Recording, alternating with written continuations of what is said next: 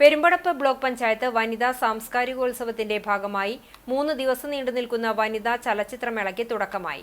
അതിരുകളെയും അസ്വാതന്ത്ര്യങ്ങളെയും മറികടക്കുന്ന വനിതകൾ വിജയം രചിക്കുന്ന കാലഘട്ടത്തിന്റെ ദൃശ്യഗാഥകളാണ് 3 ദിവസം നടക്കുന്ന ചലച്ചിത്രോത്സവത്തിൽ ദൃശ്യമാവുക. മേളയുടെ ഉദ്ഘാടനം ചങ്ങരംകുളം മാർസ് തിയേറ്ററിൽ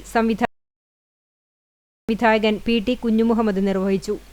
IFFKയിൽ മികച്ച ജൂറി പുരസ്കാരവും പ്രേക്ഷക പുരസ്കാരവും ഉൾപ്പെടെ 5 അവാർഡുകൾ നേടിയ ഫെമിനിറ്റി ഫാത്തിമ ഉദ്ഘാടന ചിത്രമായി പ്രദർശിപ്പിച്ചു. തുടർന്നുള്ള ദിവസങ്ങളിൽ പെരുമ്പടപ്പ് ബ്ലോക്ക് പഞ്ചായത്ത് ഹാളിലാണ് സിനിമകളുടെ പ്രദർശനം നടക്കുക. വ്യാഴാഴ്ച രാവിലെ 10:30 കറുപ്പഴകി, പകൽ 12 മണിക്ക് വാഡ്ജ്ര, 2 കോട, വെള്ളിയാഴ്ച രാവിലെ 10:30 പീറ, 11 ലാപ്പറ്റ ലേഡീസ്, പകൽ 2 മണിക്ക് B32 മുതൽ 44 വരെ എന്നീ സിനിമകളാണ് പ്രദർശിപ്പിക്കുന്നത്. ചങ്ങരംകുളം മാൾസിൽ നടന്ന ഉദ്ഘാടന പരിപാടിയിൽ Perumpadappu block panchayat president advocate E. Sindhu അധ്യക്ഷയായി. ഫെമിനിറ്റി ഫാത്തിമ സിനിമാ സംവിധായകൻ ഫാസിൽ മുഹമ്മദ് മുഖ്യാതിഥിയായി. സിനിമയിൽ അഭിനയിച്ച ബിജി വിശ്വനാഥ്, മിനി എന്നിവരെ ചടങ്ങിൽ ആദരിച്ചു.